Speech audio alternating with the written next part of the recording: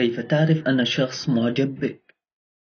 يمكن للشخص الذكي أو الذي يمتلك قدرة على قراءة لغة الجسد أن يميز إعجاب شخص ما به، ولتعرف ذلك ما عليك سوى أن تركز في تصرفاته ونظراته وحركاته، وستكتشف أنه فعلا معجب بك أم لا.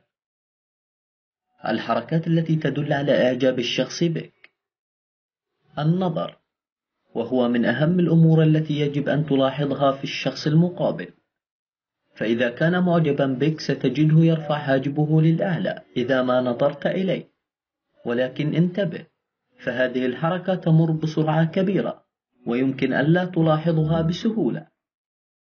حركة الشفاه: إذا ما نظرت إلى الشخص المعجب بك ستلاحظه ينظر إليك بين الحين والآخر مع فتح الشفاه فتحة صغيرة، وذلك لشدة إعجابه بك أو بتصرفاتك أو بكلامك. الشعر: إذا رأيت الشخص المقابل يحاول أن يصلح تسريحة شعره بين الحين والآخر فاعلم أنه معجبا بك ويحاول الظهور بأجمل حالة له أمامك، وهذه الحركة تعتبر لا إرادية أو دون قصد من الشخص. لمس الوجه: إذا لاحظت أن الشخص المقابل يقوم بلمس وجهه بكفيه كثيرا أمامك فاعلم أنه مرتبك وأن عاطفته مثارة. نظرة الرجل: يقوم أغلب الرجال بالنظر إلى الفتاة بطريقة معينة ذات مغزى لتشعر بإعجابه بها، وقد يطيل النظر حتى يتأكد أنك أصبحت تعلمين أنه معجبا بك. الابتسام: ستلاحظ أن الشخص المعجب بك يبتسم حين تتحدث إليه، وخصوصا إذا كان الحديث لا يتطلب الابتسام، وستجد أنه يحاول أن يخفي ابتسامته لكنه لن يستطيع. وضع الوقوف: الشخص المعجب بك يمكن أن تلاحظ أن طريقة وقوفه تكون موازية لجسدك، وحتى إن كان لا يكلمك أو يقف في مكان بعيدا عنك. يهتم بك أم يتجاهلك؟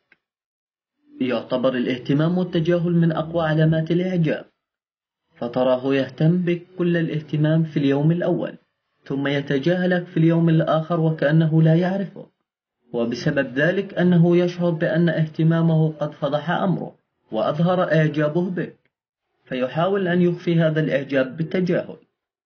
اختلاق الصدف: ترى هذا الشخص في أغلب الأماكن التي تذهب إليها، فهو يختلق الصدف ليراك في كل مكان، ويحاول أن يقنعك أن وجوده في مكان تواجدك هو مجرد محض صدفة، وأنه سعيد جدا بهذه الصدفة.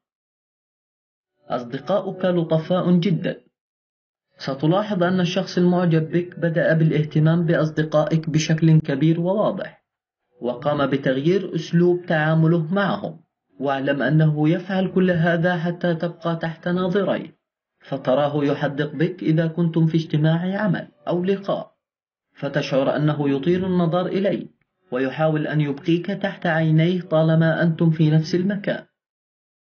الفرق بين الحب والإعجاب: يعتقد العالم روبن أن هناك فرقا بين الإعجاب والحب، فإن الإعجاب ينطوي على التقدير الإيجابي والاحترام للآخر وشيئا من العاطفة، أما الحب فهو ليس الإعجاب الشديد بالآخر فحسب، لأن الحب يختلف اختلافا نوعيا عن الإعجاب، لأنه يتضمن التعلق والحميمية والاهتمام الحثيث بالآخر، ويقصد بالتعلق الحاجة إلى القرب من المحبوب ودعمه ومساندته، أما الحميمية يقصد بها الرغبة في التواصل مع المحبوب بعيدا عن عيون الآخرين، ومشاركته أفكارا ومشاعر معينة دون أي شخص آخر، وبذلك قد نحب شخصا ولكننا لا نعجب بالضرورة في كل ما فيه.